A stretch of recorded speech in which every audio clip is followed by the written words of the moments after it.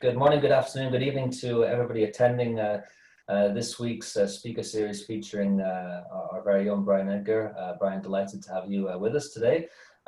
Today's format will be similar to the previous sessions. We'll be doing about a half an hour of questions to Brian directly and followed by 15 minutes of moderated questions from you, the attendees. So we would encourage you all to use the question and answer button at the bottom of your screen if you're joining from a PC or Mac device, and I believe the same on a mobile device. You also are able to chat to directly to the panelists or to the other attendees using the chat bar. From a legal perspective, we will be recording this meeting and obviously be sharing it with our members thereafter, both directly and through the Corporate Connections Canada YouTube channel.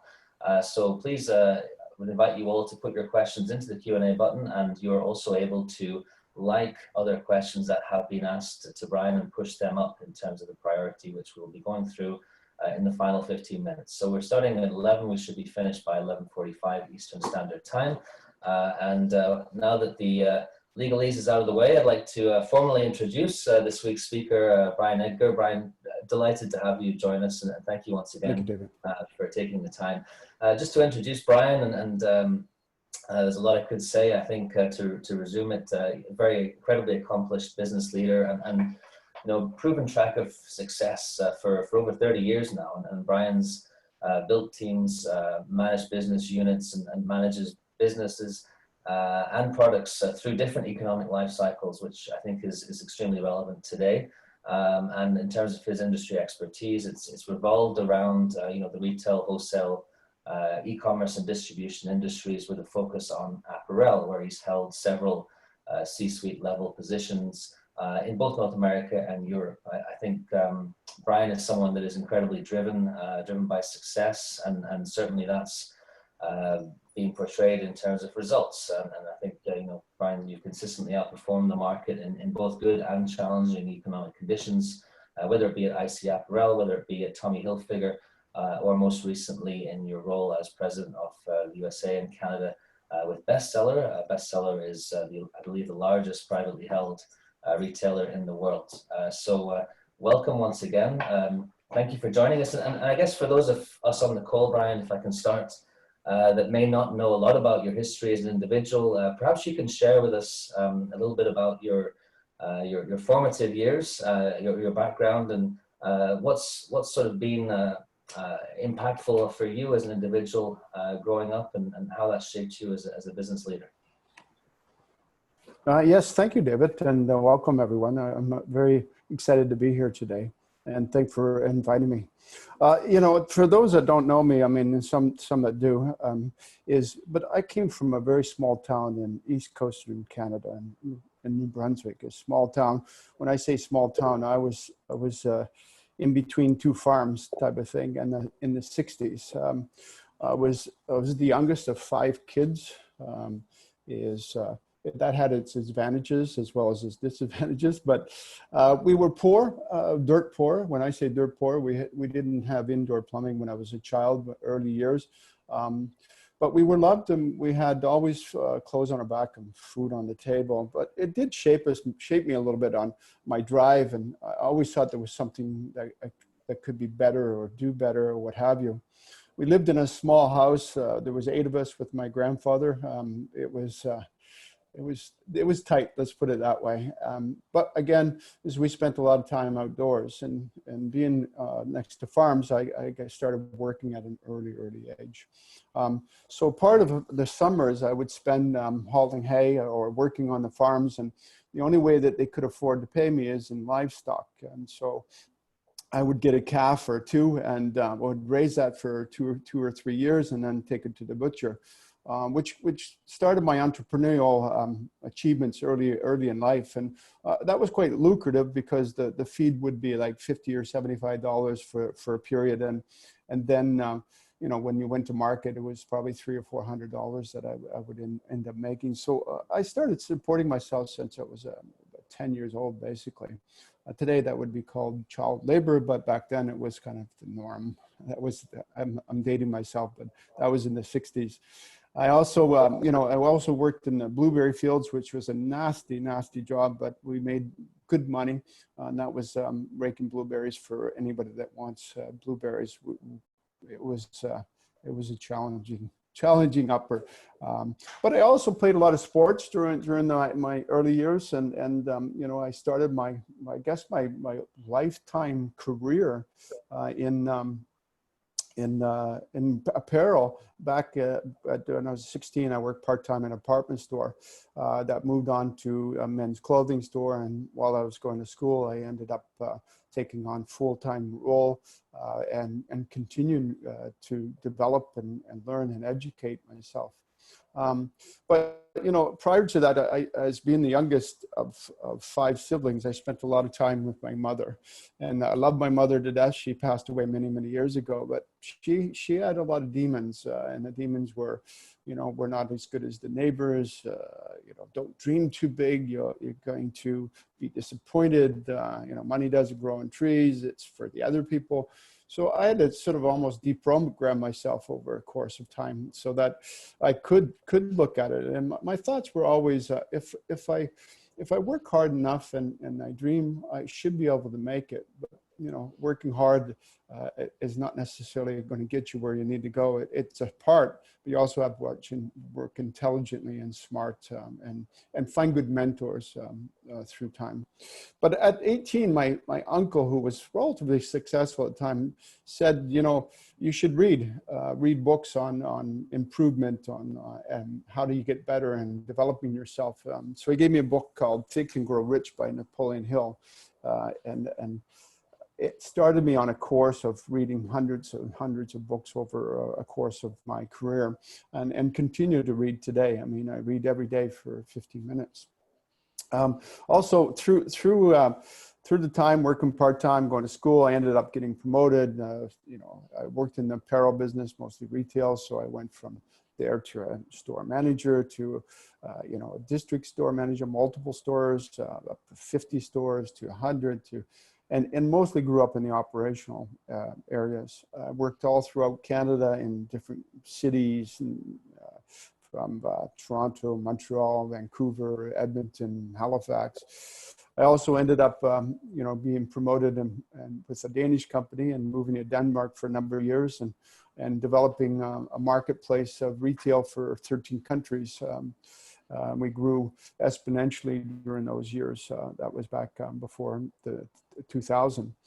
And then my father was a little sick, and I ended up moving back to Canada, and I ran Tommy Hilfiger Canada retail for a number of years, and eventually I ended up at Bestseller, where I ran Bestseller Canada and the US, which it's about an $8 billion, $9 billion company. I ran the US Canada arm, which was about $250 million. It consists of retail, wholesale, e-commerce, and the US market as well as Canada market, with multiple brands, which had its complexities, let's put it that way, because of the multiple brands. So it's a little history of myself, Dave. So you mentioned something which I found very interesting. When you were 18 years old, your uncle said go and read a book, and now you read every day for at least 15 minutes. And obviously today's talk is centered around how leaders use both rituals and questions as a guide. So just maybe taking the first part of that in terms of rituals, what do you mean by that? How do leaders use rituals in both growth situations and challenging situations, as some of us may have today? Yeah, I mean, I think it starts with you as an individual. We all have rituals, whatever those rituals are. We get up in the morning, we watch the news, or we get up in the morning, we have a cup of coffee, or, we drive in our traffic, and our habit or ritual is that if somebody cuts you off, you give them some gestures and things like this. These are things or habits or rituals that we all do.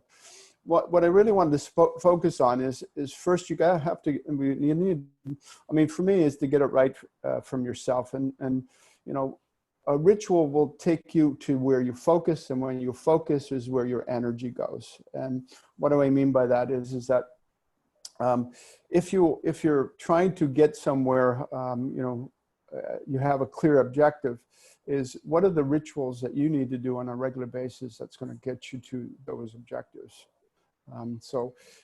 Rituals are uber important, both from a personal point of view as well as a business, but you need to know what rituals you're doing and are they aligned to your objectives and your goals.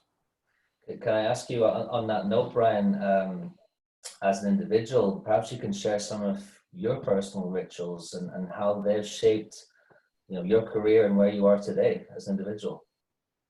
Yeah, David, for me, it's been years. I'm 60 years old today, so these have been developed over a course of a lifetime. And some I've been doing for 30 years, some 20 years, and some for the last few years. But once a year, I go on a retreat with myself pretty much, and I spend 2 or 3 days, and I go through my objectives, my goals, what's important to me, my values. I break it down into my physical goals, my personal goals, my finance, my family, my spiritual, my give back to society. And I really look at what's important to me. And they change sometime year to year, and sometimes they don't necessarily change on an ongoing basis. Then once I'm clear on what it is I'm looking for, my objectives, I then bring it down to, obviously quarterly goals, but what most importantly, I'm bringing it down to every Sunday for the last 25 years, 30 years. I've been for 2 hours, I plan out my week. I look at what's important to me during the week, make sure that I have, my top goals. I look at, what can I do better? How can I do better? But I really look at how am I going to maximize my week that's going to be in alignment to my overall objectives, both personally and work-wise. And I do that religiously even during these times. Some of your questions or your goals may change on a weekly basis, but you certainly I certainly look at it. And then it comes to a day-to-day. And what I look at is that if I was to do something every single day for the next 365 days or the next 10 years, the next 20 years, how much significant impact will that have on to me over a course of time?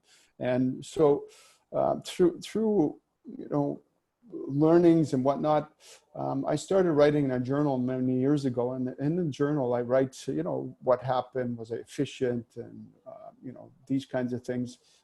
And I always ask myself empowering questions. And the questions is what am I excited about? What am I proud of? What am I grateful for? How did I give today? And what was my magic moment? And sometimes they're redundant and similar from day to day, but at some point they certainly kick you off on a start first thing in the morning of thinking about what you're grateful for. Because it's very difficult to be angry and grateful at the same time. So it's helped over a course to keep my mindset in a positive way. And then I read for 15 minutes, something inspiring. It could be multiple books. It could be about somebody's life story or what have you. If I don't have time to read, I'll listen to a tape or listen to something digitally. But usually it takes, and then I end up exercising for 30 minutes almost every day, and that's been pretty consistent for most of my life. And I feel that if I do that every day, that my destiny will be shaped in a certain direction over a course of time. And so those are some of the rituals I do on an ongoing basis. You mentioned an important word earlier, focus. I think, staying focused on our objectives can be challenging for many of us because of all the noise that's going on in our day-to-day lives and businesses. Can I ask you on the business side, what have you done to implement this type of ritual within some of your high-level roles over recent years? I'll give you my last leadership role. I was working with Bestseller, which it was a fairly substantial. It's a flat organization. We called it a matrix organization where I had quite a few direct reports to me. We would do this similar to what I did personally. Is once a year we would go away for a week and we would facilitate a meeting. I wouldn't facilitate it, or my HR. We would bring in somebody from the outside, and we would focus on our teams. We'd focus on what's important, what's the value proposition that we have, how do we align ourselves? Do we have the right people in place? Are we allocating the right resources to the business? And it would be a team effort. Obviously, by having the outside company, there would be a lot of team or pre-work prior to. So when you got there, it was not just starting from ground zero. But it was a wonderful exercise to flush out what's important. And we usually looked at 3 years out, and then what was important. Then we break it down and say, what's the year and a half? Because it's very difficult to focus on a year because it spins pretty quickly. And then we'd focus on a year and a half, and then we'd go back and say, do we have the resources, the time, the energy, the money on that, and what do we need? And so we'd be crystal clear on what those objectives were. Again, like I said, we used a facilitator because it was important that we found somebody that was in alignment to the way we thought, so that we could get the best out of it. And that facilitator would be back on a quarterly basis to ensure that we'd have a check and balance in place, that we were living out what we did. So we would meet on a quarterly basis to ensure that we were still arriving at the objectives, or if we needed to change or update, or environmental conditions changed, or the environment changed, or the competition changed, or whatever. And then we might have to take in a case like this, we would have taken a full few days and asked them empowering questions of what do we need to do. And then we are also, through that, we'd say, how do we need to cascade that through the organization? Is it a town hall meeting? Do we do workshops? Do we do, we have people get their feedback? How do we end up so that everybody in the organization have the alignment of what the overall 1 or 2 objectives that we were focusing on an ongoing basis? Then we'd obviously break that down into our leadership meetings once a month to make sure that we're heading it, but a little more deep on the quarterly. And then obviously I would meet with my teams on a regular basis individually and making sure that they're being coached. And so there's a saying that I picked up from a girl in Austria one time. She couldn't speak really strong English, but she said the fish stinks from the head down. And it always remained in my head for a long time. And basically, if the top of the organization is dysfunctional, disorganized, then everybody else in the organization is going to be dysfunctional or disorganized, or unless they're so proactive, they're able to head the curve. But again, is a good leadership team, well organized and well focused, can have a massive impact on each individual in the organization. And sometimes it takes a year, 2 years before everybody in the organization sees the same vision. And you have to, I call it bang the drum. You bang the drum, bang it, the same message over and over and over and over again. And it takes a long time before it becomes a part of a mantra in an organization. So you have to be crystal clear what it is, the objective that you're looking for. Absolutely. At least that's why. Absolutely. Thanks for sharing that. I think that's really helpful for everybody on the call in terms of, having that, offsite annual meeting, bringing it back to quarterlies. And interesting that you would use an external resource for both of those sessions, and then obviously maintaining monthly and maybe weekly alignment at different levels of the organization. You mentioned in passing there, asking the right questions, and obviously part of what we're going to discuss today is, how leaders can ask the right questions. What does this mean to you, and what have you seen in terms of your experience of the impact of asking the right questions? Again, questions are either empowering questions or disempowering questions. And as an individual, you can ask yourself very, disempowering questions that will not get you where you really want to go. So again, is what you focus on determines on how you feel, and the questions you ask yourself control your focus. And so if you say, like, for example, why am I feeling tired today? Is your brain will find the answer of why you're tired. It will look for the answer of why you're tired. Or you say, I'm not feeling up to par today, is how can I increase my energy? Is there someone I can phone? Is there someone I can talk to? Is there another way of moving? Is there something else I can do? Is there a drink I can do that's going to give me my energy or my normal energy back? It's the same, but just in one's empowering and one's not empowering, right? A good example of that was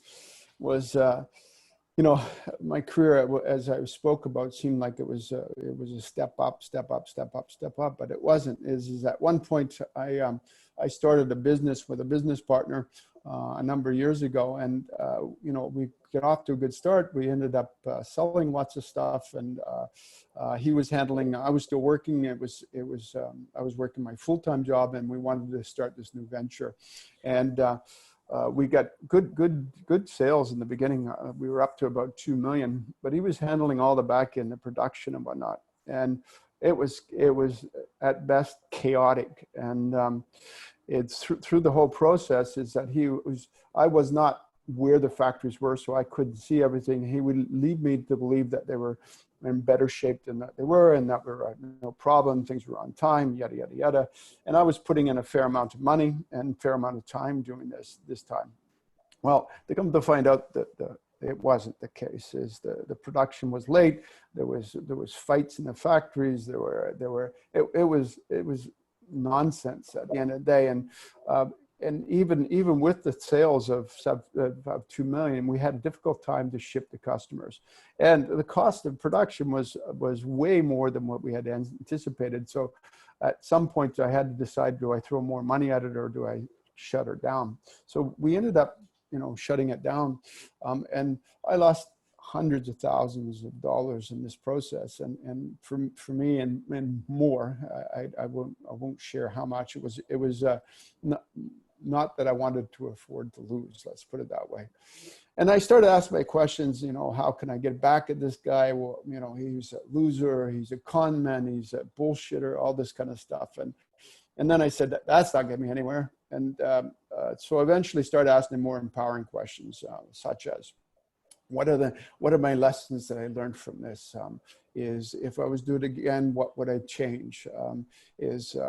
What impact has this on my life? What can I do differently go forward? How do I change? How do I see things in a different light and so on? So I continued to do that, and I ended up feeling good about, not good about losing the money, but feeling good about where my direction was. And it also helped me later on in my career, where eventually some of the same challenges came up, where production was off, or there was change in business very quickly and so on. And this, because I went through these struggles, and because I went through and I grew and I went through it, I was able to handle these in a much more simple way and with no frustration. So it helped me tremendously. So it was just a matter of changing my questions, of what questions I asked myself.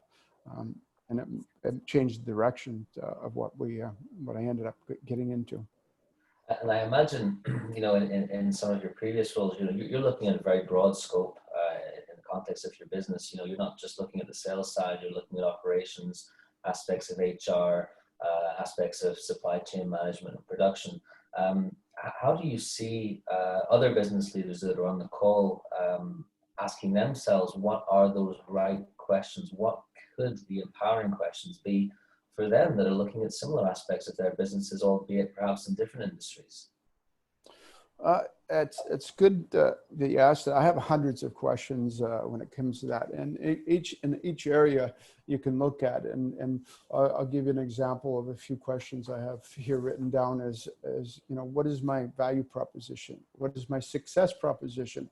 What's my ideal customer consider success? Is why do people buy from me in the first place? What value do they seek, expect, and so on? So it's a matter of looking at questions that will increase or your business or your capacity or what have you. And it could be things like, how do I allocate the right amount of resources? I'll give you a good example of let's say, can I raise my say retail price by 2% or 5%? And I'll give you an example. Let's say that you're a Coca-Cola and they sell 2 billion units of Coke a day. And to raise it by 1 cent is $20 million profit per day just by raising it 1 cent. So there's questions that you can ask on many different areas. You can break it down into HR. You can break it down on how you increase leads, how do you increase traffic, how do you increase the frequency. Are you, just because you've done it before doesn't mean that you have to do it again. Is there the competition? Am I an aged business? Am I in my prime of my business? And what's the important factor is you need to really think that through before you meet with your team. But when you meet with your team, you empower them to come up with some solutions as well, and look at ways of increasing your business, because there is times where we ask certain questions and we were going down a direction that we stopped going in. We stopped throwing money at it because it was not the direction that the company needed to go. We were focusing on low margin things that it was more of an ego thing than it was, running your business. Once we started focusing on the right things. An example of that is Steve Jobs, when he took back Apple, is that they had like 370 or 365 different products. He narrowed it down to 10. And with those 10, he got extremely good at it and then focused his energy. But that came through asking the right questions of, what business are we really in and what do we really want to give to our customers? And, do we need all this stuff? Because you can do a lot of things. Some very good questions there that you mentioned very quickly, and I'm sure people will be feverishly taking notes during that part of the call. Obviously, we're in a different situation today than we were, several months ago, and certainly for the last 10 years. And I know that your experience has gone through, highs and lows, economic cycle-wise, obviously pre 9/11, post 9/11.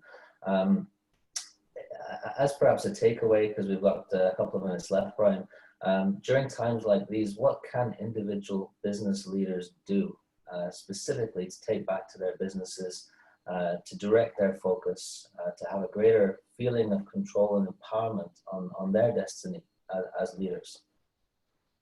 Again, it starts with the individual. They have to take, as leaders, we have to take control of the narrative on which we're running our businesses. And if we ask bad questions, again, we're going to get bad answers. And to me, it's just intensifying it. Is instead of having your weekly meetings or monthly meetings, you intensify it to daily or bi-daily or every second day.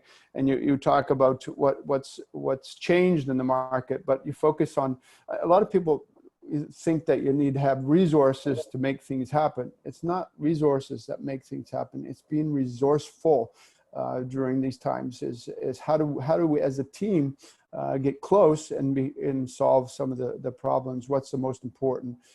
Again, what started 2 months ago or 3 months ago is different than what it is today. Is now we're looking at different solutions of how do we maintain long-term, what do we need to do? Before it was, let's hang on, let's see if we can fix a few things.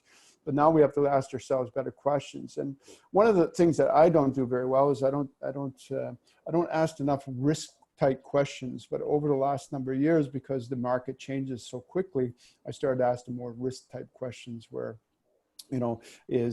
what is the risk of doing this, or what's the 4 things that are going to change if we don't do this type of thing. And again, it's really about thinking time and sitting back and saying, the reality is what it is. So how do we deal with the reality, and then say, what can we do differently? Is there something that we can change? Can we give back? Can we be better corporate citizens? And it's all the same time is the ideas is that to hang on to your values of your organization. So whatever decisions you do, have to keep in mind of your values of yourself and your organization, so that you make not short-term situation, because whenever we're stressed, we go into the mind of reaction. You still need to keep your values, in my opinion. Right. Absolutely. Some incredible content, Brian, and it feels as if time has flown by. I'm certainly going to be looking forward to watching this again, and thank you for spending a little bit of time with us this morning in terms of the first part of this session. So What I'm going to do is give the microphone to Trevor, and we'll be going through a question and answer session. So to the attendees, please feel free. I see some great engagement both on the chat bar and in the question and answer panel. Please put your questions in the Q&A panel, and you'll have the opportunity to see the other questions that are being asked to Brian. But right now, I'm going to stop talking and hand over the microphone to Trevor Buchan, the Vice President of Corporate Connections Canada. And thank you once again, Brian, for your time this morning. Thank you, David. Thank you. So thanks, Brian. We do have a lot to get through. The questions are coming in, which is fabulous. And I actually start with Saurabh's question from Surat in India. And he's asking, what are the three main habits? So we can look at it in the context of also rituals and come back to that word, that a young entrepreneur should have to have a successful, or in his words, $1 billion company. But so what are maybe, in your opinion, those three routines that you think would be key?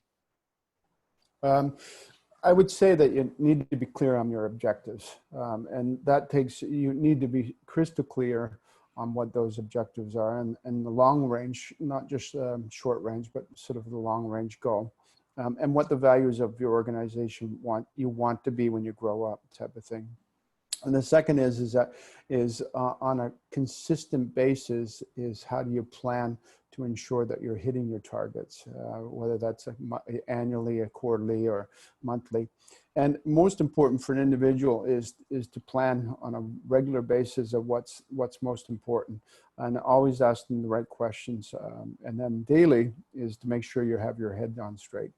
So each day, making sure you do the right rituals, because if you ask the right questions on a daily basis, you will get to your outcome, as long as they're in alignment to your long-term outcome.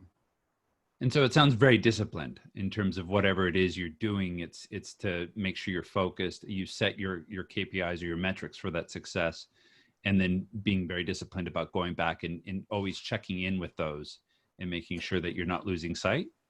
Yeah, exactly. I mean, it depends on what business you're in. It can be in anything. You look at Warren Buffett, he reads for 5 or 6 hours a day on the economy and what's going on in different businesses and stuff. And that's his ritual, and that's what made him successful, because that's his way of doing it.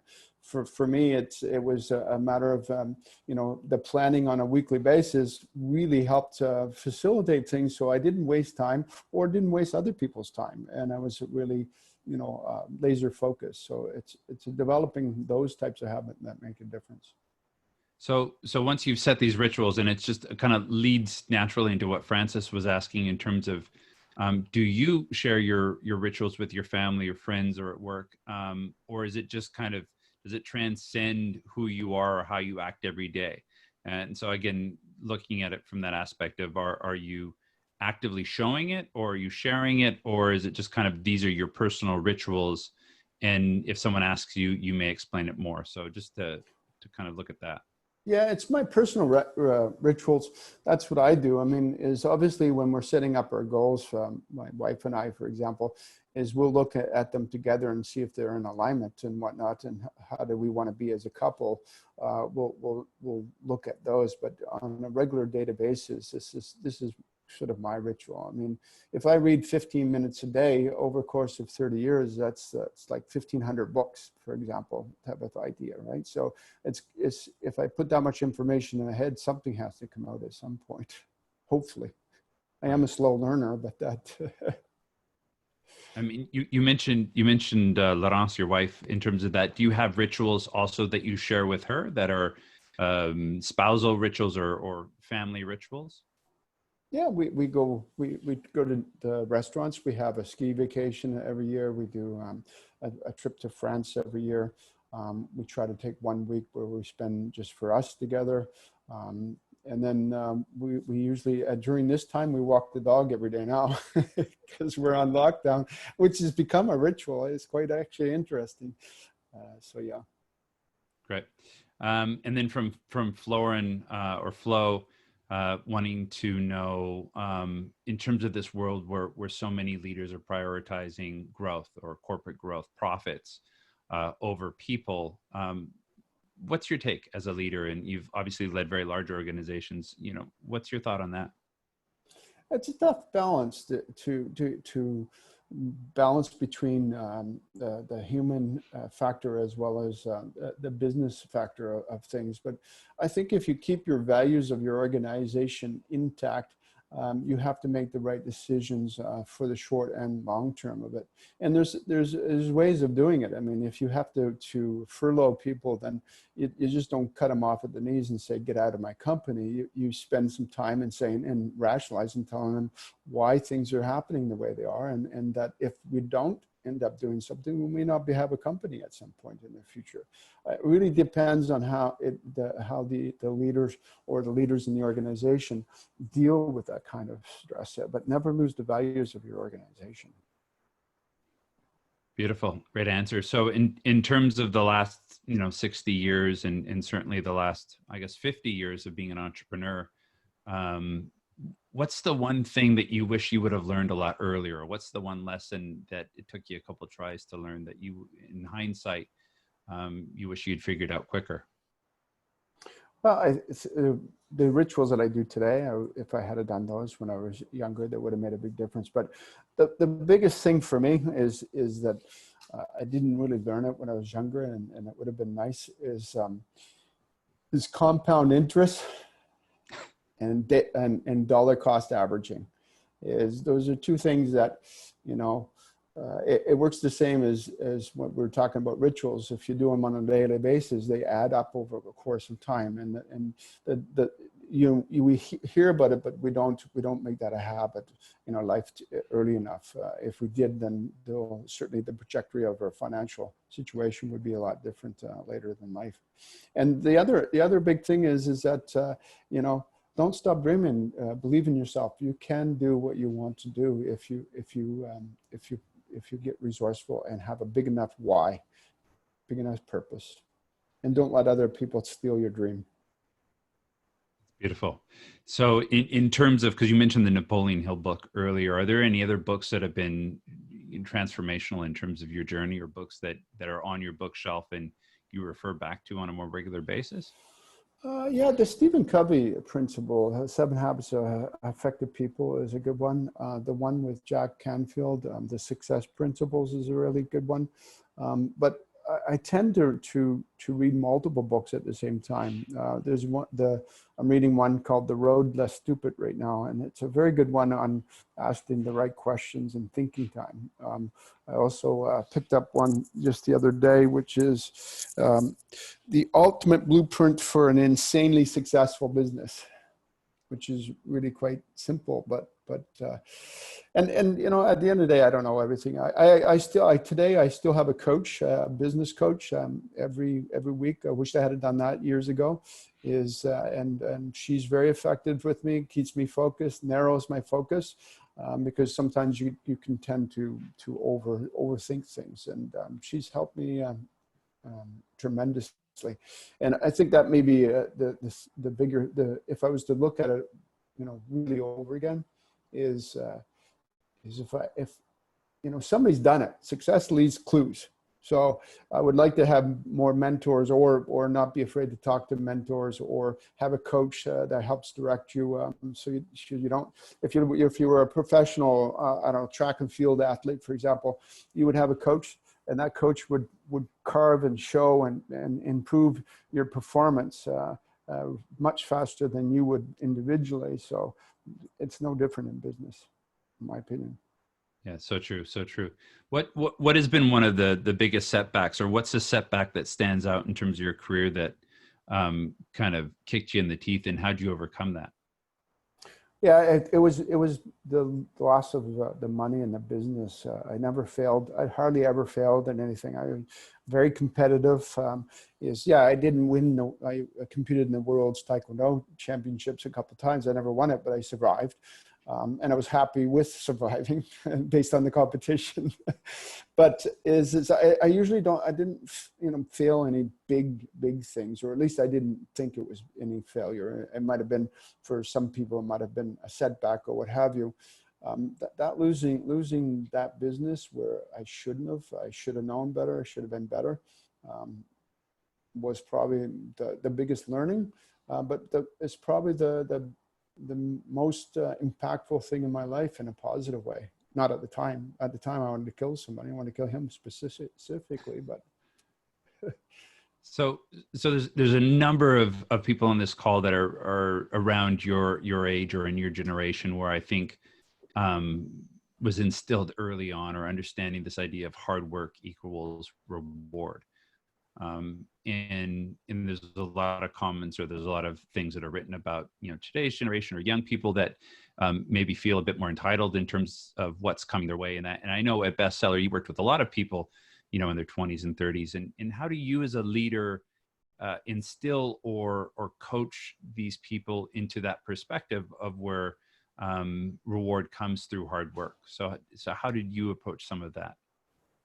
Yeah, I think hard work, but you also have to be smart. I thought hard work was mean I'd work harder, longer hours than the next guy. That's not what I see today. And I appreciate the younger generation that sees it that way, is that, hard work could be smart work, where you have a mentor or you align yourself with the right people.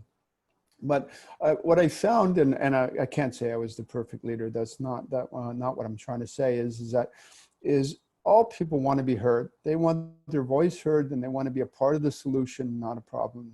And they want to be a part of something bigger than themselves. And if you can engage people in the organization, or no matter what age they are, if you can engage them into being part of the solution, and they feel they know what their contribution of success is towards the company's contribution of success, it's much easier to get people motivated to do what they want. I don't think people are naturally lazy. I think everybody wants to grow and learn and strive to be better. It's just what kind of environment do you put people in to grow, learn, and strive to be better. And today it's just magnified. People won't tolerate it. Whereas as back in my day, we would tolerate bullshit and idiot bosses and bad leadership and stuff. But today they won't. They'll move on to another company, and there's a lot of opportunity out there for them. And we should be, as leaders, should be really aware of this mentality. Right, and really setting the vision and helping people see how they can help create that vision for themselves and be part of that. That's amazing. So then, and it's funny because we talked about this the other day quite a bit, Brian, when we were together, and we were talking about, because for many people, when they think about journaling, or they think about the routines, or they think about doing these things, it comes down to not feeling they have enough time. And so maybe you can talk a little bit about your time management and how you look at that from operations and execution in all these aspects, while fitting in these other pieces of your day, because obviously we only have so many hours in the day. So, and I know you've got a pretty interesting take on time management.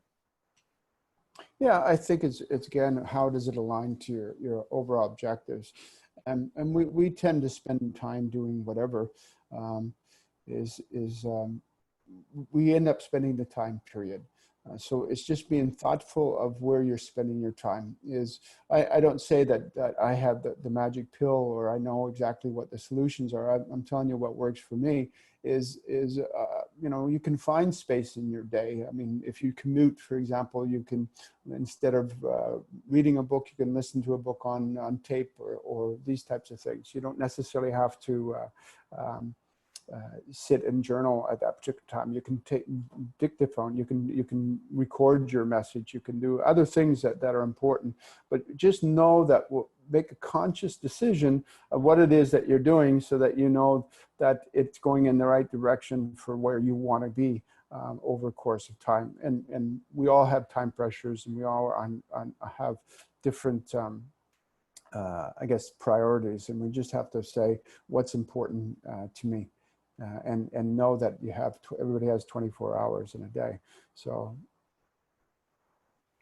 if you look at, somebody that's, I don't know, a multi-billionaire, they still only have 24 hours a day. So what did they do? Some of their rituals and who they met and what they've done. Beautiful. Just one last question, because I know you've been in our community for quite a bit, and we talked a little bit about mentoring, and we talked a little bit about some of the coaching you've received and some of the relationships. if you just want to speak a little bit in terms of the role of having a forum and being, and I don't want to talk about the corporate connections community, but really about the forum experience that you've had as a member, because I know that's been a part of your journey too, is the forums. Yeah, I think when it's a forum is a group of people that come from maybe different backgrounds, but share in a solution to, say, a business problem or a personal problem. And if you get enough of the right chemistry of the right people in a room, and you're focused on things that you've run into you don't know how to solve, and you're working with other individuals who have or may have experienced it, it certainly pushes you along, so you're not the only one out there with the problem. You're getting counseling, or you're getting support from a peer group that help you grow, and it helps you get stronger. So you can always, if you run into a problem, you can say, "Hey guys, I have a problem. I need an urgent meeting," and then they can help you solve the problem, whether it be personal or business like. Great. Beautiful. Well, I'm out of time with you, so I'm going to have to turn it back to David so we can wrap up and let everyone get back. But thank you. Yeah, you're welcome. And I wanted to say that everybody, has an ability to focus on success and has the ability to grow. And if there's a big enough why, people will work for it. So everybody's a hard worker, no matter what generations they are. Right? It's beautiful. Fantastic way to finish off, Brian. Thank you very much. Thanks, Trev, for running the Q&A session, and thank you to all the participants, the attendees. Seeing some great engagement both on the chat bar and in the Q&A. So really happy to have Brian on, and just some incredible value today. Just to wrap up, for our Canadian members, first of all, and this is actually very relevant to the discussion on Forum. We are rolling Forum out progressively across the country. So next Thursday, 3 p.m. Eastern, there will be a member-led forum panel where our members will have the opportunity to ask other members about their experience of Forum and how it can help in terms of the quality of your growth, both personal and professional, particularly as it relates to your business. So that's next Thursday, 3 p.m. Eastern time. There will be 5 Canadian members on the panel, and other members will be asking the questions. So getting some peer feedback in terms of the rollout. Next Friday, in terms of our upcoming speaker series, will feature Elke Steinwender. Elke's an incredible, she's an incredible business leader, strategic marketing specialist, 20 years of international experience. She's worked with companies, small companies, such as NASA, McDonald's, Time Magazine, across different geographies, with some incredible results. And she'll be talking a little bit about how to rethink the consumer experience today, and what lessons can we learn from past crises, 9/11 and the like. And we can maybe learn from those lessons and apply them to our reality today to make the right decisions as business leaders. So that's going to be next Friday, 11 a.m. Eastern. We've run a couple of minutes over, so let me conclude by thanking once again Brian for your time today. Thank you, just David. fabulous content, and I really appreciate it. Somewhat envious of you joining us from Miami with the beautiful weather and the palm trees in the background, but when things loosen up a little bit, we're delighted to come down and visit you, hopefully in the not too distant future. But great to see you again, and thanks for your time today and over the recent weeks. And thank you to all the attendees. Wishing you all a wonderful Friday.